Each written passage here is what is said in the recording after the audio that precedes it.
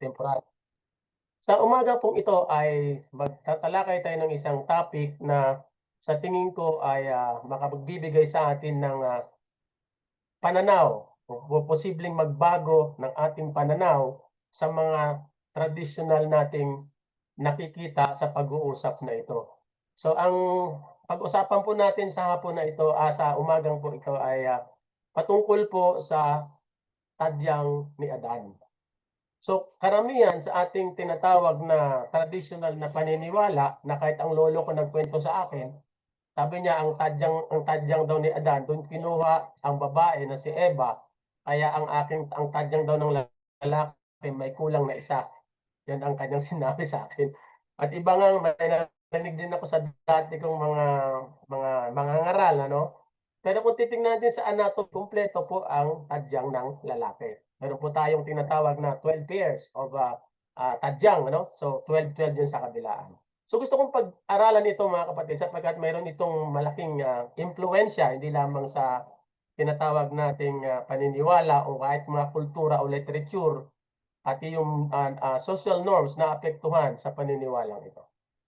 So sa introduction po natin mga kapatid ay basahin natin. Sinulat ko na po lahat para mas dire-diretso po yung ating pag-uusap. Bakit hindi nilikha ng Diyos ang babae mula sa alabok gaya ni Adan, kundi mula sa kanyang tadyang? Ano ang kahulugan ng pagpili ng Diyos sa bahagi mula sa tagiliran ni Adan? Ito ba ay maliit na buto? Ipinapahiwatig ba nito ang pagkakapantay-pantay at pagiging katuwang ng babae at lalaki? Ano ang sinasabi nito tungkol sa disenyo ng Diyos sa kaugnayan ng mag-asawa at ng sangkatauhan?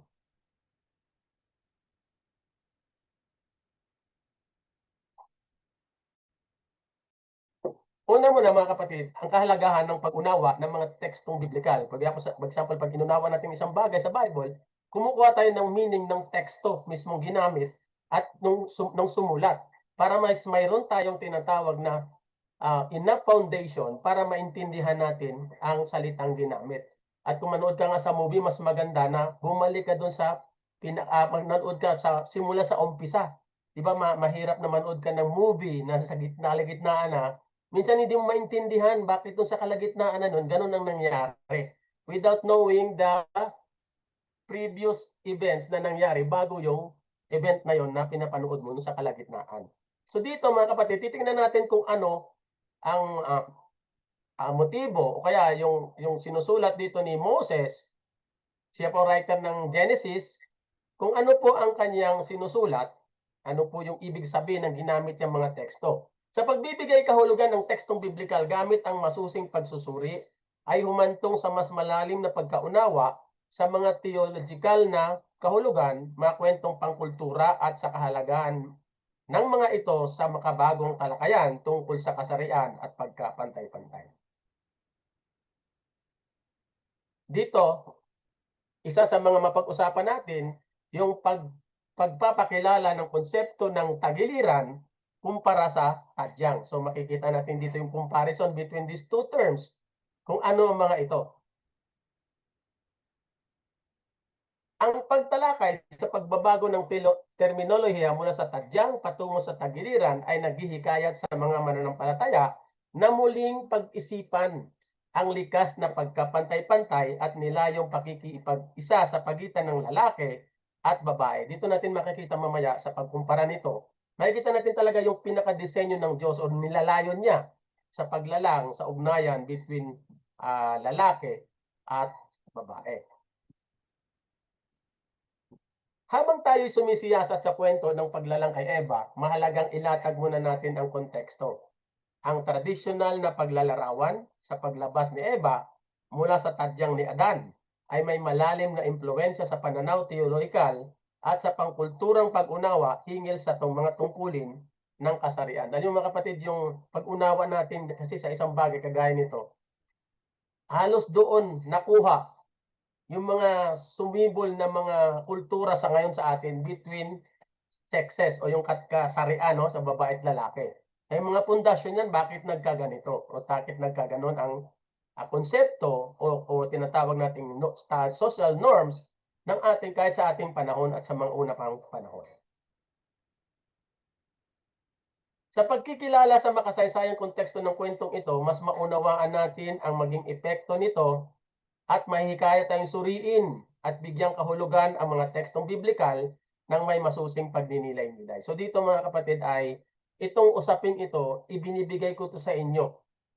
It's up for you how you take this lesson and how you move forward sa makikita po nating lesson mamaya dito sa sulat na ito ni Moses sa Book of Genesis. Yun po ang pinaka-main natin na text mamaya. Ang pinakapuso ng ating talakayan ngayon ay umiikot sa masilang pagkakaiba ng mga salitang tagiliran at tadyang, yung sinabi ko kanina, no? So dito po maiikot ang ating usapan between tagiliran at tadyang, no? So ang usaping ito ay maaring baguhin ang ating pananaw sa ugnayang nilayon ng Diyos sa pagitan ng lalaki at babae sa paglikha sa saang katauhan. Balikan natin yung creation of Eve. Paano ba yun nangyari, ano? Pagsusuri sa tradisyonal na kwento. Ang pagkalikha kay Eva ay tradisyonal na inilarawan bilang isang payak na pagkuha mula sa tagiliran ni Adan na nagbibigay daan sa mga pananaw hinggil sa ugnayan ng tungkulin ng kasarian sa kontekstong biblikal. So dito nakikita, no, makukuha natin at nag-evolve yung mga tinatawag nating pananaw dito sa usaping ito. Genesis 2, ang traditional account. Ang summary po ay ganito.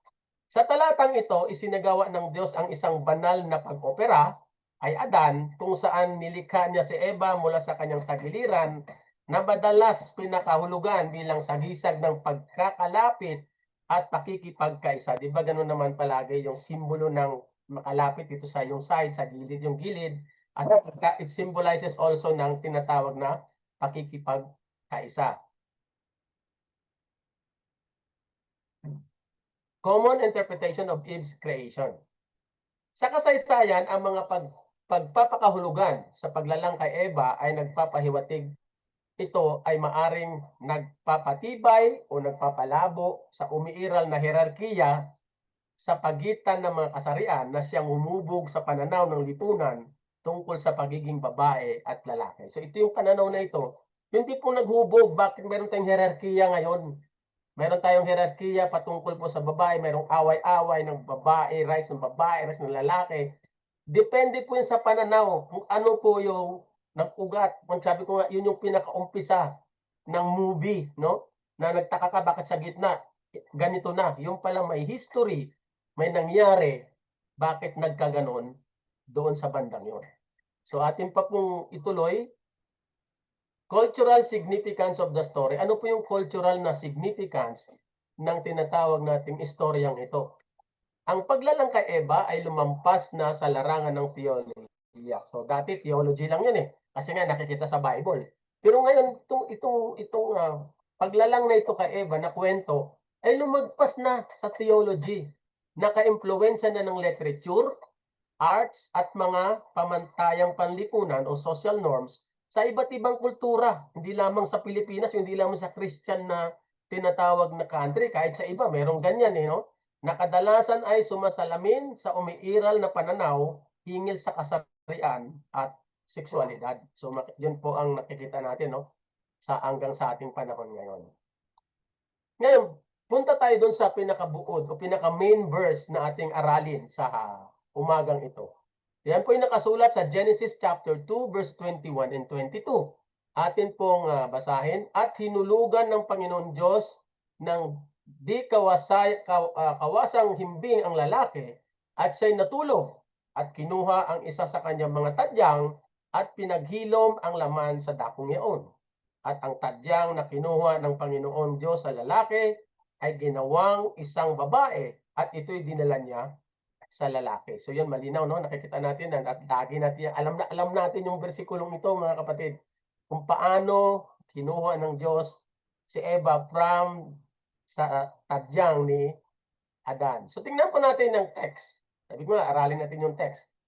Sa Genesis 2021, mayroon tinatawag nating his ribs and the rib. Sa Hebreo po, ang word niya po ay chela, na ang ibig sabihin ay side. Pwede rin siyang gamitin beamboard, chamber, corner, lip, flank, or side. Yun po ang definition o gamit ni Moses nang isinulat niya ang Genesis. Ngayon, tingnan natin yung word na chila para maunawaan po natin at paano natin i-apply ito sa ating pag-unawa sa pag-uusap na ito. Ang chila po ay nag-appeared 40 times in the Old Testament. So 40 yun, mahaba yun. Pagka inubos natin yun ay mauubos na natin mga oras. So magsipi lang tayo, magkumuha tayo ng ilang mga bersikulo na ginamit itong chila. So unahin natin ang Exodus chapter 25 verse 12. Sabi niya, at ipagbubuo mo ng 4 na argolyang ginto at ipaglalagay mo sa 4 na paa niyaon ang dalawang argolya ang mapa sa isang tagiliran niyaon at 2 argolya sa kabilang tagiliran. At sa Exodus 26:20, at sa ikalawang tagiliran ng tabernakulo sa dakong hilagaan ay 20 tabla. Yan po ang sinabi dito. So i-analyze natin yung verse, mga kapatid. In the Ark of the Covenant, itong sa Exodus 25:12, ang ginamit pong salita doon ay side. Na the same word din na chila na ginamit doon sa Genesis chapter 2 na ang ibig sabihin ay side. At pareho po ang kanilang numbers sa tinatawag nating Strong Concordance at pareho din po ang definition dito sa ibaba, dito sa ating nakita sa screen ng pakahulugan ng salitang chila. Magsipip pa tayo ng ibang pang mga bersikulo. Sa unang hari, kapitulo 6, bersikulo 5, ang sabi dito ay, at sa karatig na pader ng bahay, ay naglalagay siya ng mga grado sa palibot, sa siping ng mga paan ng bahay, sa palibot ng templo, at gayon din sa sanggunian, at siya'y gumawa ng mga silid sa tagiliran sa palibot.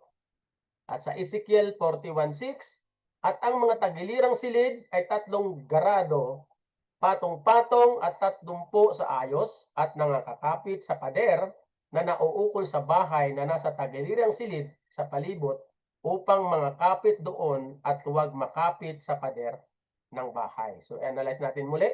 Ito po yung screenshot natin sa digital Bible na eSword. Ang sabi dun sa First Kings, ito naman ay patungkol sa Solomon's Temple, no?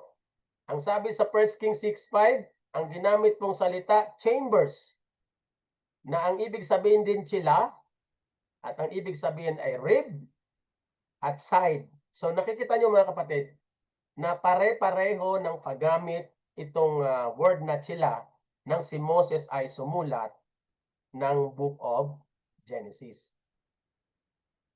Sa lahat ng mga kasong ito, inilarawan ang chila na isang buong panig, kadalasan isa sa 2 bahagi ng isang mas malaking kabuuan. Isang pader ng templo, isang silid ng tabernakulo, at isang gilid ng kaban. So kung makikita mo mga kapatid, no, ang illustration ni Moses, he did not speak of a small bone sa paggamit niya ng word na chila. So patuloy natin. Kaya kung ibabalik tayo dun sa Genesis 2 verse 21, hindi ito ang Diyos na nag-aalis ng isang maliit na buto ng tadyang doon kay Adan. Ito ay hinahati ng Diyos si Adan. Kinuha ang isang buong panig ng kanyang pagkatao at kanyang istruktura, ang kanyang kakanyanan at bumuo ng isang bagay na bago at parehong sagrado mula rito. So ito hindi pag-uusap ito ng mga kapatid ng anatomy, hindi ito pag-uusap ng hermaphroditism. No, it's not. It speaks of yung layunin ng Diyos kung paano niya nilalang ang tao. Hindi nilalang si Eva sa alabok, kundi nilalang niya mismo galing sa existing na Adan. So patuloy natin para makita natin kung ano ang punto na itinatalakay sa pag-uusap na ito. Tingnan natin yung side versus rib. Ayan. So, kita natin, ito buto, ito rib. Yung tagiliran, kabila. Sa pamamagitan ng pagbibigay kahulugan kay Eva bilang nilikha mula sa tagiliran ni Adan, tayo lumihis mula sa kwento ng pagkakahiwalay patungo sa isang pananaw na nagbibigay diin sa pagkakaisa, pagtutulungan at ugnayan ng kapwa. Ugnayang kapwa na nakadepende sa isa't isa sa banal na disenyo ng sangkatauhan. So, ikumpara natin, nakikita natin yung pagkakaiba. Ang rib na maliit, buto yun. Hindi kinuha ng Diyos sa ulo na magsisimbolo na pamumunuan ng lalaki, ng babae ang lalaki. Hindi niya kinuha dun eh. Hindi niya rin kinuha sa paa na buto. Kung buto yun, para ang babae ay apak-apakan. Kundi kinuha niya mismo sa tagiliran. At nakikita natin na hindi po buto na maliit ayon doon sa illustration ni Moses na ginamit niya ang word na side. Malaking bahagi, almost, sabi nga nung isa, isang bahagi ng kalahati ng isang buo, kalahati ng pader, kalahati ng templo. So, ibig sabihin, malaking bahagi po yun. Hindi po siya maliit, no, na bahagi. Understanding the unity of Adam and Eve. Ang muling paglalarawang ito ay nag-aanyaya sa atin na makita sina Adan at Eva bilang magkapantay at katuwang. Nilikhang kapwa upang magtaglay ng kakayahan, magtutulungan at magtataguyod sa isa't isa sa pagtupad ng banal na layunin. Alam natin mga kapatid, when God created man, mayroon po siyang tinatawag na layunin. Hindi po siya naglalang lang ng tao na parang afterthought, hindi. Mayroon siyang talagang layunin at disenyo kung bakit ginawa niya ang tao. Challenging traditional views of gender roles. So dito mga kapatid, ang ganitong pananaw sa kanilang paglikha ay malalim na pumupuna sa makasaysayang mga hierarchy ng kasarian na nagpapatibay ng isang teolohiya na naghihikayat sa paggalang sa isa't isa at pagbabahagi ng pamumuno. So ngayon may hierarchy, may mga ganyan. Pero itong mga pananaw nito posibleng magbago sa ating paningin sa hierarchy na ating ngayon sa ating panahon may ganyan na, no? So ituloy natin ang pag-aaral natin. The nature of humanity. Sa Genesis 1:27, ganito ang nakasulat. At nilalang ng Diyos ang tao ayon sa kanyang sariling larawan, ayon sa larawan ng Diyos, sila'y nilalang niya sila na babae at lalaki. Iginigiit ng sipi na ang sangkatauhan ay nilikha sa larawan ng Diyos na nagtatatag ng tunay na pagkapantay-pantay sa pagitan ng lalaki at babae mula sa simula ng paglikha. Yun po, malinaw yun sa atin ng versikulong yun. The concept of duality in creation. Ang pagtugon sa duality ng kasarian ay nagsasangkot sa mas malawak na pag-uusap tungkol sa relasyon at makakabahaging responsibilidad na nagpapatunay na ang lalaki at ang babae sumasalamin sa imahe ng Diyos. So nakita natin na ang image of God is not only man, neither is only woman. But ang imahe ng Diyos na sinasalamin dito mga kapatid ay babae at lalaki. That is the image of God. Hindi lalaki lang, hindi babae lang. Kundi ang image of God is man and woman. So ganito po, the nature of humanity. Ang Genesis 1:27 and Genesis 5:2 ay manilaw na nagsasaad na ang sangkatauhan kapwa lalaki at babae ay nilalang sa banal na larawan ng Diyos na iginigiit ang isang pundasyon pagkapantay-pantay na higit sa kasarian. So hindi usapan ito ng kasarian eh. Kundi usapan ito ng prinsipyo, ng disenyo, ng layunin ng Diyos kung paano niya nilalang ang sangkatauhan. So ang sangkatauhan, nagkukomprise po yan ng lalaki at babae. At ang sangkatauhan, yun po ang image of God. Hindi pwedeng lalaki lang, hindi pwedeng babae lang, kundi babae at lalaki. Ang duality na ito sa paglikha ay tumutukoy sa relational na responsibilidad at nagpapatunay sa magkatulad na representasyon ng larawan ng Diyos sa loob ng parehong kasarian. So ano po nakalagay doon sa Genesis 5:2? Ganito po nakasulat. Lalaki at babae silang nilalang at sila'y binasbasan at tinawag na Adam ang kanilang pangalan ng araw na sila'y lalangin. Pansinin niyo po mga kapatid, ang tawag sa ganon ay Adam. Hindi ito nagre-represent ng tinatawag natin proper name na may na asawa ni Adan at na asawa ni Eva. Kundi tinawag niya po yung babae at lalaki na Adam ang kanilang pangalan ng araw na sila'y lalangin. Ano? Dito natin, this is the illustration. This is Adam. Yung Adam na hindi proper name, kundi yung Adam na means ay sangkatauhan. It comprises of male and female. Mayroong tinatawag na man side at may tinatawag na woman side. And that is Adam. Malinaw po yan sa nabasa nating mga bersikulo, mga kapatid, na ganon ang imahe ng Diyos. Again, inuulit ko, hindi ito pag-uusap ng hermaphroditism, hindi rin ito pag-uusap ng tinatawag na batag dito, yung sa science na mayroong hermaphrodite na mga creator. Hindi po. Ito po yung theological na pag-uusap para makita natin yung purpose ng Diyos. Kasi kung titingnan mo, ang Diyos may pagkakaisa, pagdadamayan, that is image of God eh. Yung pag-iibigan, pagkakaisa, pagbuo na walang na magtutulungan yung bagay na yon. Ito po yung pinag-uusapan natin. Sa ano nito? Yung Adam na sinasabi ko, mayroong man side, mayroong woman side. Ngayon, mayroon pang proof sa science na ang lalaki ay mayroong element of female. Yung tanong natin, mayroon bang ebidensya na ang lalaki ay mayroong element ng female sa kanyang mismong physical na construction? Sa ating picture na nakikita, mga kapatid, siguro yung iba sa inyo may idea na, lalo na mga doktor. Ako, hindi naman ako doktor. Yung X and Y, ang tawag nun ay chromosomes na present sa tao, babae man siya o lalaki. Pansinin nyo, bago natin ipaliwanag yan. May dalawang X.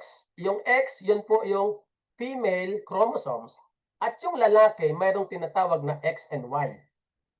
So, na-notice nyo yan mga kapatid, na kahit science ay makikita natin na yung lalaki, mayroon siyang chromosomes na male and female. Ito kaya may kaugnayan doon sa sinasabi ng Diyos, paano niya nilalang si Eva na galing siya kay Adan. Di ba po? So, ang chromosomes po, ang ibig sabihin, are thread-like structures located within the nucleus of cell that carry genetic information in the form of DNA.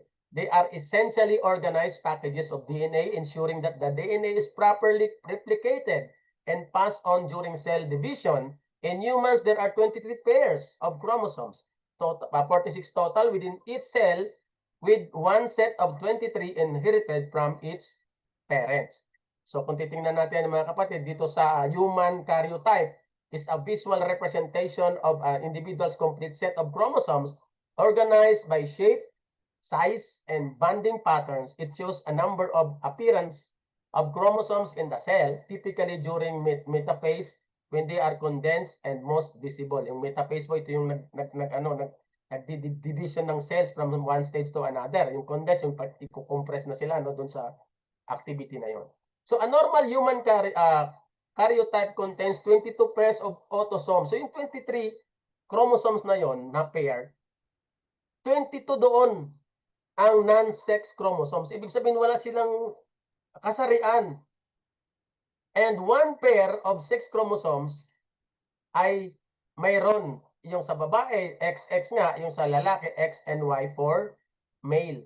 So dito pa lang sa science mga kapatid, na na-discover ng ating siyensya, may makikita tayo na mayroong ganun, na ang Adan pala ay may element of female. Ngunit, bakit hindi siya kung siya ay normal na lalaki mga kapatid, yung percentage nun kahit sa science ay napakaliit na hindi po yan mararamdaman ng magka-apekto dun sa lalaki, no, na magbabago ng kanyang tinatawag na attitude. Pero mahabang usapan yan. Tuloy natin, ang kinuha ko lang yung punto na ito, kung paano, para ma-relate natin doon, kung paano nilalang ng Diyos si Eva galing kay Adan. Sa Biblia, ano pong pruheba natin na mayroon nga doon kay Adan? Sa Genesis 2:23, ang sabi ni Adan, di ba sabi doon sa 22 kanina, after niya nalalang si Eva, pinresent niya ito sa lalaki. At ito ang sinabi ni Adan.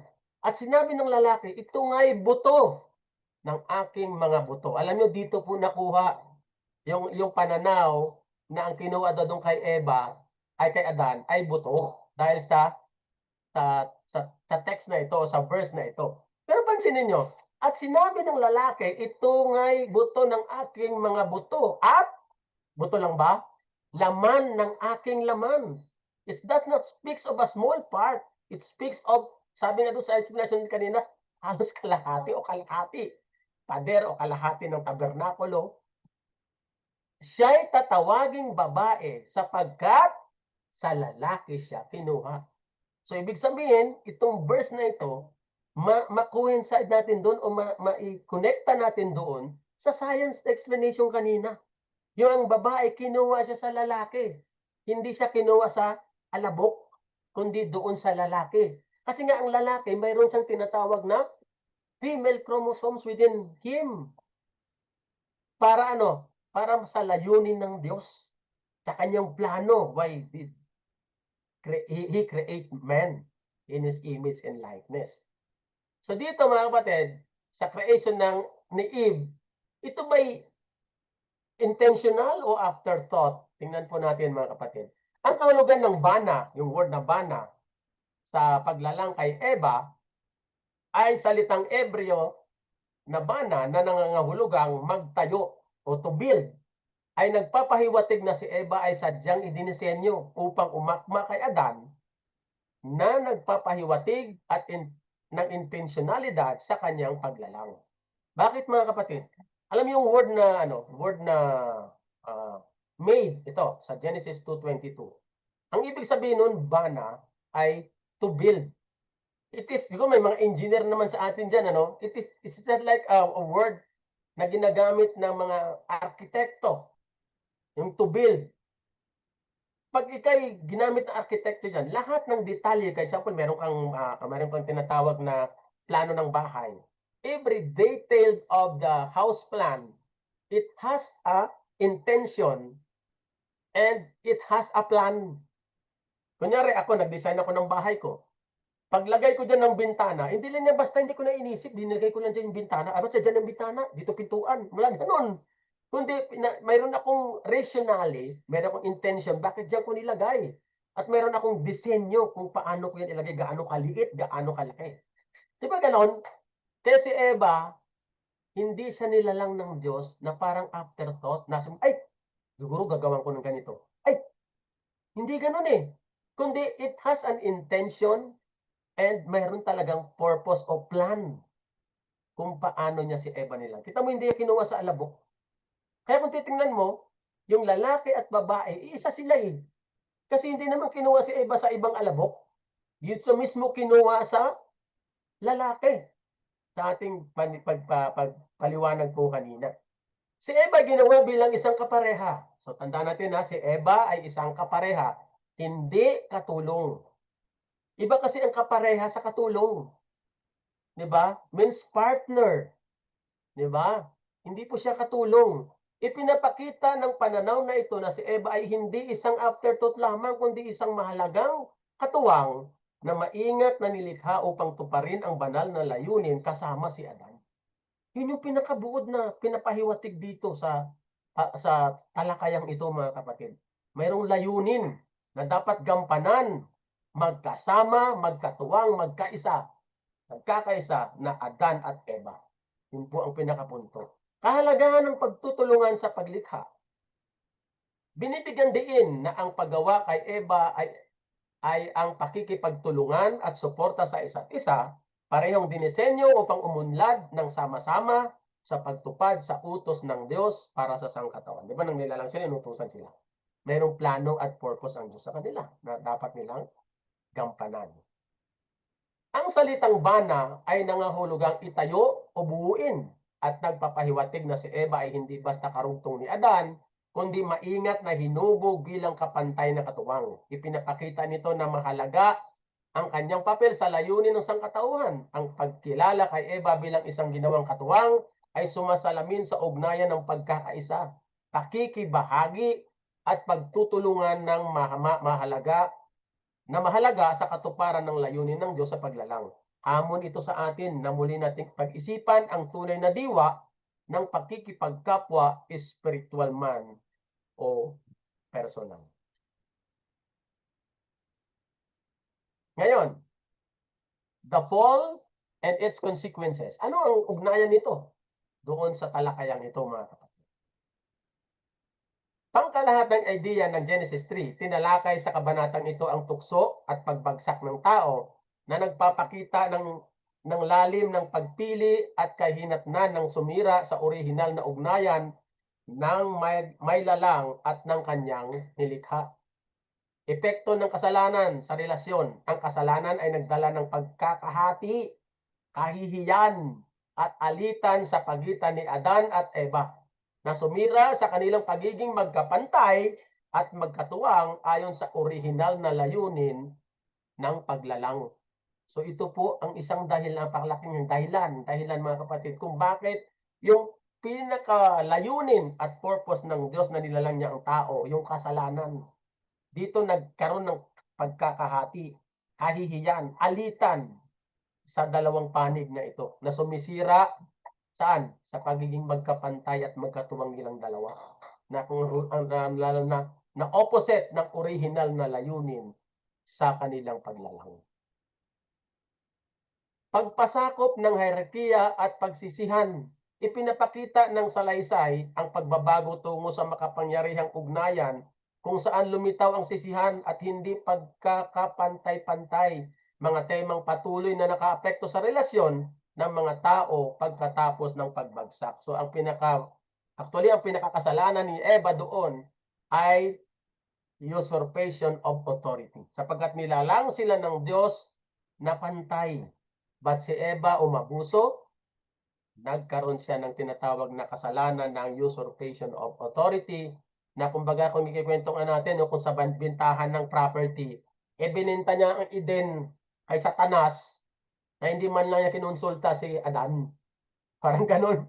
Pinipicture ko lang yan para makita natin yung picture kung bakit nagkaganon. So nagkaroon po ng kasalanan dito si Eva, nagpadaya siya doon kay Satanas doon sa serpent na piniportray ng serpent doon sa Genesis chapter 3. Yun po ang reason kung bakit yung tunay na disenyo ng Diyos ay nawala dahil sa kasalanan. Ngayon, restoration through Christ. Si Jesus bilang huling Adan. Nakikita po natin yan sa 1 Corinthians chapter 15 verse 45, na si Kristo ang huling Adan.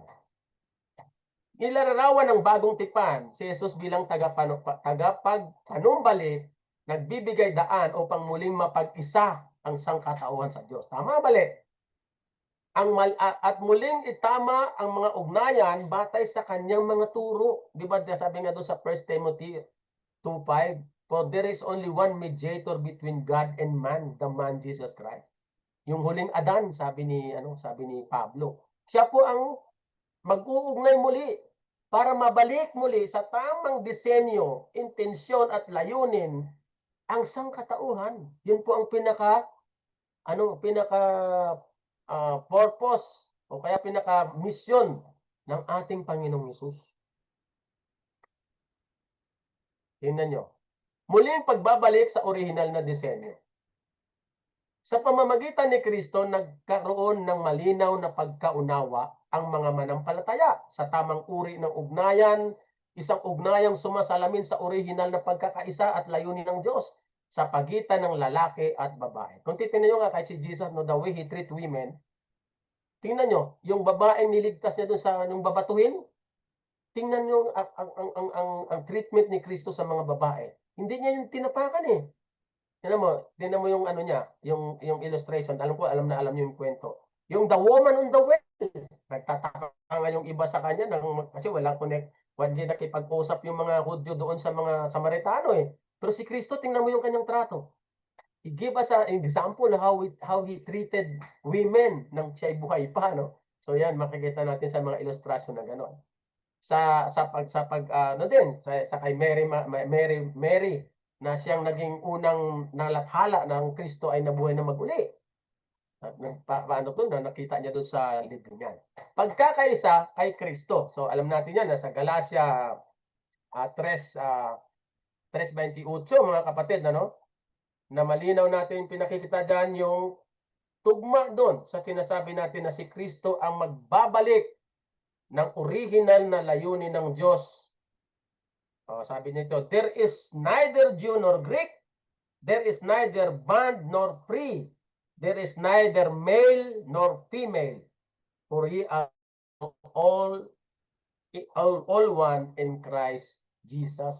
Sabi doon, itinuro ang pagkakaisa kay Kristo ay nagpapahiwatig na ang lahi, kasarian o katayuan sa buhay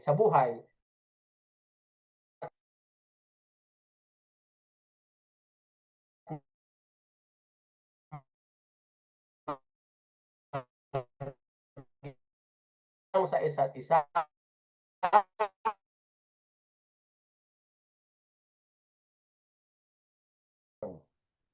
na nababasa po natin dito sa sulat ni Pablo sa Efeso. Ito si God, sabi sa Ephesians 2:16, at upang pagkakasunduin silang dalawa sa isang katawan sa Diyos sa pamamagitan ng krus na kanya'y pinatay ang pagkakaalit. Ito po yung senaryo ng Jews and Gentile. At sa 15, sabi niya, na inalis ang pagkakaalit sa pamamagitan ng kanyang laman kahit kautusan na may mga batas at palatuntunan upang sa dalawa ay lalangin niya sa kanyang sarili ang isang taong bago. Sa ganito ginagawa ang kapayapaan. So ayan, may dalawa dito sa taas, may dalawa dito na tumutukoy sa Hudyo at sa mga Hintil. Para sabi niya, gumawa siya na sa kanyang sarili ng isang taong bago. Hindi bagong tao, kundi isang taong bago.